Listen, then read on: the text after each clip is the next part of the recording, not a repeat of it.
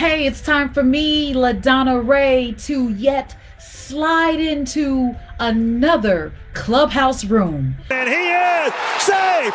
So the one that I found for tonight, I'm trying to pass the time. It's not dinner time, it's after lunch. I just need to pass the time. And for those of you that have been on Clubhouse, I know it's fairly new. It's been out since April. They're already $100 million company. Okay then. We hold the world ransom for $100 billion. And they have quite a bit of users. With that being said, there are so many users that are going on and creating rooms, being inside of rooms, and becoming what's called a moderator. So just when you go onto Clubhouse and you start a room, you are a moderator. It is totally up to you to keep the flow going, okay? So what I've done, I've been going into different rooms, and I've been a moderator like forever many times, but that's not the whole point. I've also started rooms where I was the moderator, and I had my little cheat sheet, and I decided, you know what? This is not easy. So let me teach people how to moderate these rooms on Clubhouse. So I have how to moderate like a boss. So how to moderate a room like a boss every Friday on Clubhouse. You have to go on Clubhouse to be a part of it. And that's at 9 a.m. Central Time. All right. So the room that I chose to dip into is called, Is Clubhouse Causing Expert Fatigue? Now, there are 23 people in this room. I like the small rooms when I do these videos. There are 23 people in this room, and 13 people have a microphone. So you'll see 23/13. That's what that means. Let's listen in. Now, I can't peer you in because of Clubhouse regulations. The only time I can record these rooms and you can hear them is if I were to put in the title that it's being recorded. So I'm not doing that. I'm going to be commentating. Here we go. Okay, already someone's talking. Now, when I go in initially, they can't hear me. I'm just in the audience. What's the likelihood of someone being on here and being a real contributor is what the person is saying. And cultivating a social media following. That's authenticity is what he says. Instead, we're seeing the BS culture. There's been a complaint about people who start Clubhouse rooms. They're not always qualified to be called experts, but yet they are calling themselves experts. Now, this room is being moderated by Ashley and Evan. She says that I am directing the conversation. I'm not being rude. She's a good moderator. She's setting the expectations. Do you guys feel like this idea of an expert is to shut down conversations from other people? Addie's chiming in. I want to raise my hand. I just want to hear more. Ooh, she's talking about experts dominating the conversation. I'm going to raise my hand. I just did. Muting. They're afraid they're going to see us how we really are. There's a fine line between narcissism and personal branding. He's so right. Because of the need for economics, they're tied to the concept that my livelihood depends on me personally branding. Do you believe that? Submit some feedback for what? This is freedom of speech. Come on now. They try to sound like they know more than they know. An uneducated response. Influential marketing has always been around. Clubhouse is no different than the rest of the internet. You gotta do your research and find out what's real. People are trying so hard to present themselves in a certain way just to get attention. Okay, the loud person versus the quiet person.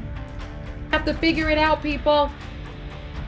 Hi, I don't know if I have just something to add to this because I'm over here like cringing. I understand the platform, but sometimes we have to understand the actual platform. So Clubhouse is not advertising itself as a place to get official information. Clubhouse is just like being, if you think about a conference, those people, I'm not going to go to the conference unless I read the bio, unless I see what the conference is about and decide to buy my ticket, right? But if it's a free conference, I'm still going to read the bio of the expert that's speaking and decide if I want to listen to that person speak. Well, in Clubhouse, we're not reading the bio. We have access, yes, but there's no presentation to say that this person is qualified to tell me a thing. But if you think about if I'm just in a room with someone and I tell them my business, they're going to want to give me advice. So what do you think? Go on, honey. Take a chance. But it's up to me to take it as a grain of salt or not. And I know that I've been in some rooms. I've been in some rooms and I'm hearing a lot of crap. I absolutely am. I've had people come in my rooms with crap, and I correct them, but you know, this is just gonna happen. But I like the idea of having the moderation style of saying, you know, thank you for your, I'm glad you're excited and enthused, but this is not the space for that. And therefore you set the expectations for the people that are listening and the people that are speaking. The people that are speaking, you vetted them. Okay, and now you've vetted those people, they're speaking, they know what they're talking about, and now no one else from the audience needs to come in and chime in, because that's not your space. If you want to chime in on the subject matter, have your own room. But there are two purposes here. There's the purpose of the person having the room. I hope I said that right. There's the purpose of the person having the room, and there's the purpose of the person joining the room. If they match, it's a match. If not, get out of there. Get out! Yo! Chill, man. Get out! Chill, man. 10 seconds later. I totally agree with you on that. I come from a generation where we didn't start off with the internet. Therefore, I understand that the statement when someone says, it was on the internet, it must be true. You're on the internet. That doesn't make it true.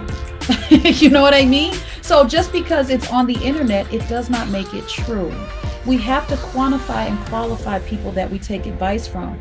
I had coronavirus last year, really bad. It almost took me out of here. My doctor, who went to medical school and did a residency and so on and so forth, told me, well, the good thing is you can't get it again. I had to use my common sense to say I'm still going to wear a mask.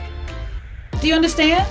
Say what? So even though she was my doctor, she told me the good thing is you can't get it again. In my mind, I'm feeling like, first of all, you don't know much about it because it just got here.